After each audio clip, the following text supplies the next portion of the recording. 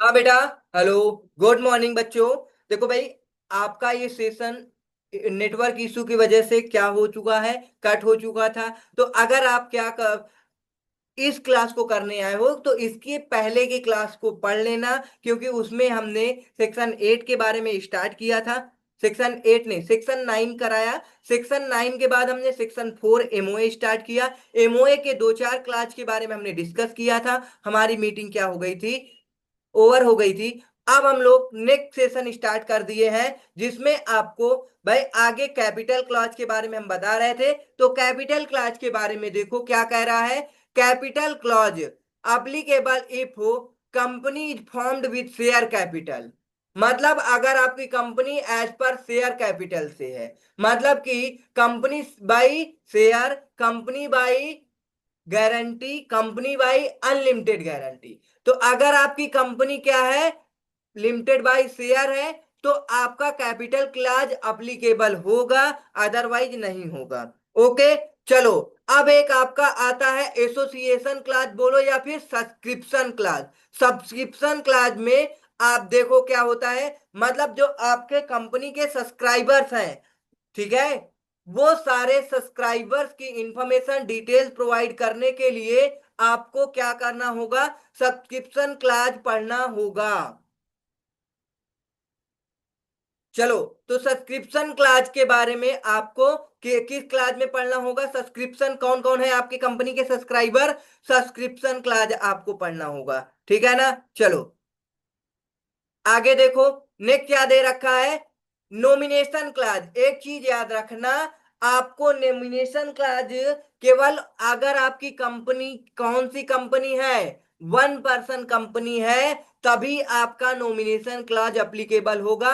हमने जब ये चैप्टर स्टार्ट किया था तो आपको ओपीसी पढ़ाया था। ओपीसी में हमने नॉमिनी के बारे में सारा सब कुछ बताया था। तो आपको आई होप पता होगा, ठीक है, वहां पे नॉमिनी अप्लीकेबल होती है और अदर कंपनी में नहीं। तो नॉमिनेशन क्लाज अप्लीकेबल होगा इन केस आप ओपीसी, अगर आपकी ओपीसी है और आप ओपीसी का से कॉन्ट्रैक्ट करना चाहते हैं, तो ओपीसी के बारे में जानना है, तो आपको नॉमिनेशन क्लाज को देखना होगा। चलो, section 4 of the act along with relevant rules for the company's incorporation, rule 2014 provides for the requirement with respect to memorandum। ठीक है ना। चलो, अब आपका नेम क्लाज के बारे में हमने बता दिया था इसके पहले ही। नेम क्लाज अब आपको क्या करना है, रीड करना है। हमने बताया था नेम क्लाज में आपको, अगर आपकी प्राइवेट कंपनी है तो प्राइवेट लिमिटेड लगेगा, लिमिटेड कंपनी है तो लिमिटेड वर्ड यूज होगा, अगर आपकी सेक्शन 8 कंपनी है तो कोई वर्ड यूज नहीं होगा।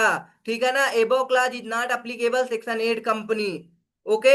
Application to reserving name for the proposed company subsection 4। अगर आपको आपकी कंपनी का नेम का रिजर्वेशन कराना है, तो हमने जब कंपनी का इनकॉर्पोरेशन पढ़ाए थे तो उसमें बताया था, सबसे पहले आप क्या करोगे, अपना नाम कंपनी का रिजर्व कराओगे।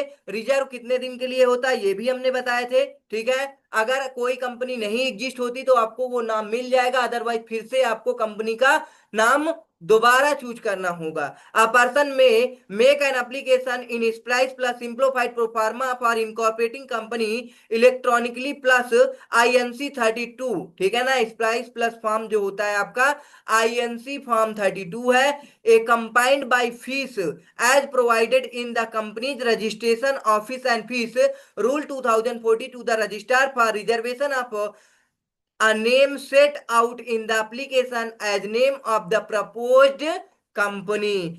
कह रहा है resubmission shall be allowed within 15 days for rectification of defect if any। अगर आपने भाई किसी भी प्रकार का डिफेक्ट है तो आपको रीसबमिशन करना होगा 15 दिन के अंदर। ओके, रेक्टिफिकेशन करके। चलो, तो ये सारा ये टॉपिक तो हमने पहले भी पढ़ा रखा है। Application for reserving the name for the changing name of existing company.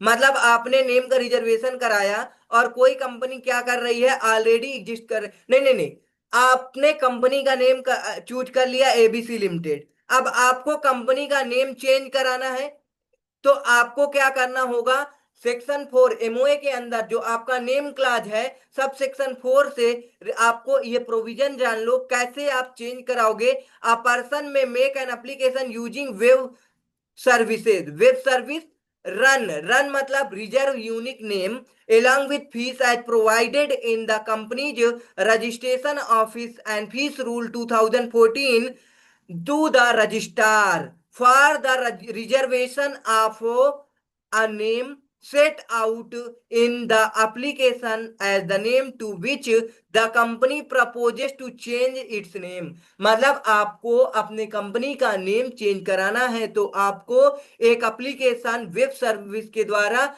Run service मतलब सॉरी रिजर्व यूनिक नेम जो है इसके अकॉर्डिंग आपको क्या करना होगा, मतलब ये एप्लीकेशन देना होगा, उसके साथ साथ फीस देना होगा। ठीक है ना। अब आपका नाम रजिस्ट्रार क्या करेगा, नया नेम रिजर्वेशन कराया जाएगा, जो आप पहले आपका नेम था वो चेंज करके। ठीक है ना। अगर आपने नेम में किसी भी प्रकार की गलती कर दी है तो फिर से 15 दिन के अंदर रेक्टिफिकेशन करके रीसबमिशन कर देना।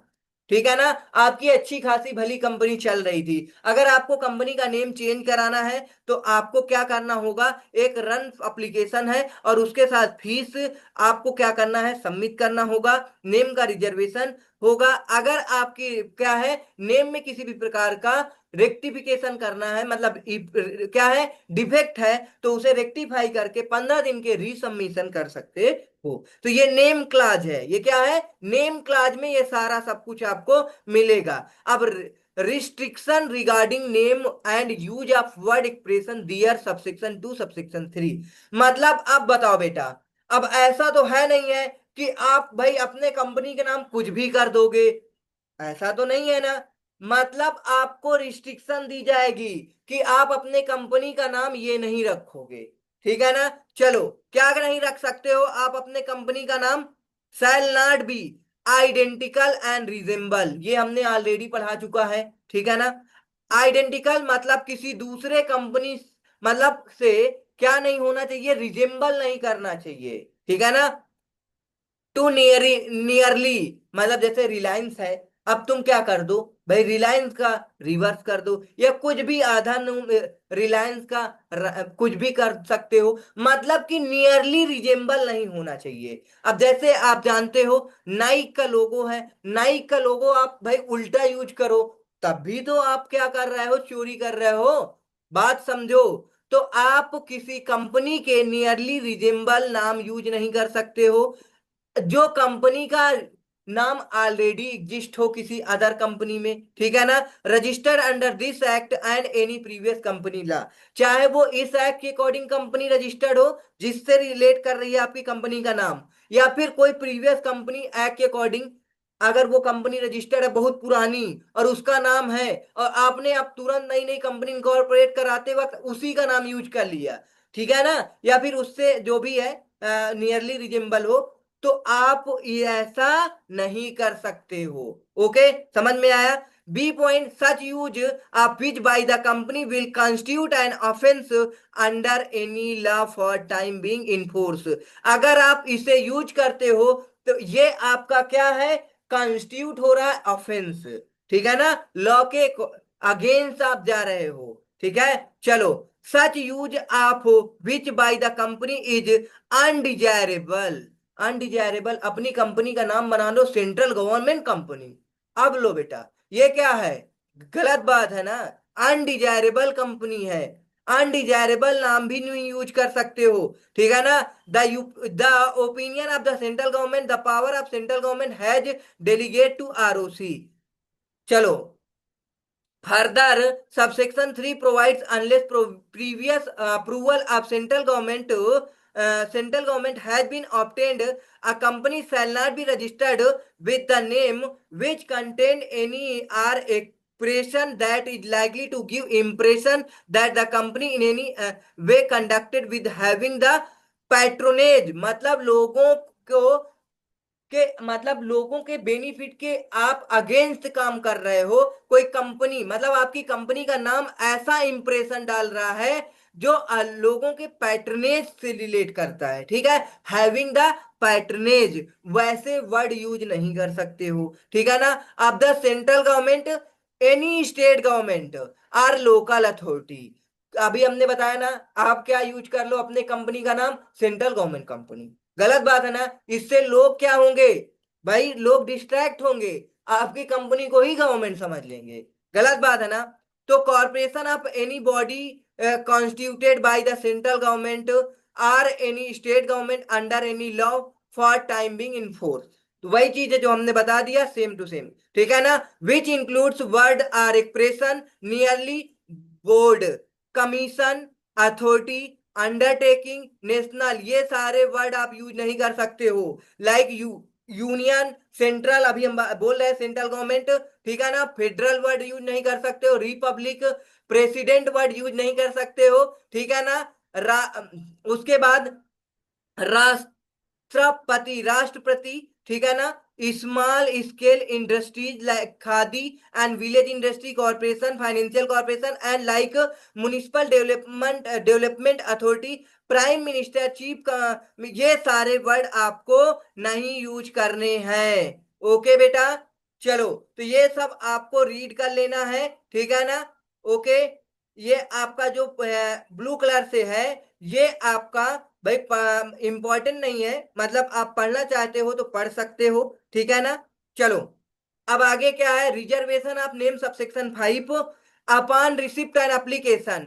आप देखो, अब आपने ऊपर जो बताया गया है वैसा नाम नहीं है, वैसे कुछ भी चीज नहीं है। अब आरओसी को आपका एप्लीकेशन रिसीव होता है, may on basis of information and document furnish along with application reserve the name period of कितना 20 days for the date of approval such the other period, मतलब आरओसी को सारे डॉक्यूमेंट्स के हिसाब से जो भी इंफॉर्मेशन मिल रही है, जो भी ऊपर प्रोविजन बताए गए हैं उसके अकॉर्डिंग किसी भी प्रकार का वर्ड यूज नहीं हो रहा था या कुछ भी नहीं था, ठीक है ना। तो आरओसी क्या करेगी, एप्लीकेशन के बिहाफ पे नाम कितने दिन के लिए दे देगी रिजर्व करके, 20 days के लिए, for the date of approval or such that period, provided that in case an application, provided that का मतलब है जो नाम आपको रिजर्वेशन करके दिया गया है चेंज किया जा सकता है, फॉर चेंज इफ, मतलब of its name by existing company, मतलब कि द रजिस्ट्रार में reserve the name for a period of 60 days for the date of approval, मतलब कोई एग्जिस्टिंग कंपनी है उसका नाम से तो उसे चेंज करके फिर से आपको 60 days के लिए नाम मिल जाएगा, ओके बेटा। तो अब ये आपको नेम क्लाज के बारे में समझ में आया होगा, कैसे रिजर्वेशन आपको कराना है, क्या क्या वर्ड नहीं यूज करना है, सारा चीज आपको समझ में आया। कौन आपको नाम का रिजर्वेशन देगा, आरओसी देगा कितने दिन के लिए, अगर आपको कोई एग्जिस्टिंग कंपनी है तो फिर 60 days के लिए, ये सारा cancellation of reserve name subsection 5। चलो, अब आपका कैंसलेशन कैसे होगा, where after reservation name it is found that name was applied by furnishing wrong and incorrect information, आपने इनकरेक्ट इंफॉर्मेशन दे करके नाम का रिजर्वेशन कराया है तो आपका नेम क्या कर दिया जाएगा, कैंसिल कर दिया जाएगा। If company has not been incorporated the reserve name shall be cancel and the person who has made the application shall be liable to penalty which may extend to 1 lakh rupees, कितना 1 लाख रुपए तक उसको penalty लग सकती है। If a company has incorporated, अगर company incorporate नहीं है तब, अगर कंपनी गलत नेम से इनकॉर्पोरेट हुई, आपने क्या किया, फेल्स इंफॉर्मेशन प्रोवाइड की, अब क्या किया गया, आरओसी दे दिया अप्रूवल, आपने इनकॉर्पोरेट करा लिया, तब गलत बात, अब और आपको पेनल्टी लग जाएगी। रजिस्ट्रार में after giving the company an opportunity being hurt, मतलब आपको अपॉर्चुनिटी आप बीइंग हर्ट दी जाएगी, आप अपने कंपनी का नाम चेंज कर लो, either direct the company to change its name, अगर आप चेंज कर लिए तो ठीक है, अदरवाइज कंपनी का नाम डायरेक्ट चेंज कर दिया जाएगा within a period of 3 months after passing ordinary resolution. फिर उसके बाद take action striking off the name of the company from the registrar of the companies, देखो भाई एक्शन तो लेगा ही लेगा, बिल्कुल गलत बात है, आपने क्या किया, फेल्स इंफॉर्मेशन प्रोवाइड करके नेम का रिजर्वेशन कराया है और आपकी कंपनी का इनकॉर्पोरेशन भी हो गया है। ठीक है। Make a petition for winding up company. अगर आप अपना कंपनी का नाम चेंज नहीं करते हो तो आपकी कंपनी को वाइंडिंग अप कर दिया जाएगा। बोलो बेटा, समझ में आया? चलो, ये एग्जाम्पल होमवर्क में रहेगा, कर लेना। ठीक है ना? चलो, ये आपका नेम क्लास अब कंप्लीट हो गया है। अब आगे आपका सिचुएशन क्लास आएगा, जो कि हम लोग अब कब पढ़ेंगे? नेक्स्ट सेशन में इसे कवर करेंगे। ठीक है। आई होप सारा सब कुछ समझ में आया होगा। अब आपको क्या करना है, इसे घर में पूरा अच्छे से रीड करना है और इसकी समरी बनानी है। ओके। चलो, थैंक फॉर वॉचिंग। भाई सेशन को लाइक कर दो, सब्सक्राइब कर दो। मिलते हैं नेक्स्ट सेशन में। ठीक है, नए क्लास के साथ।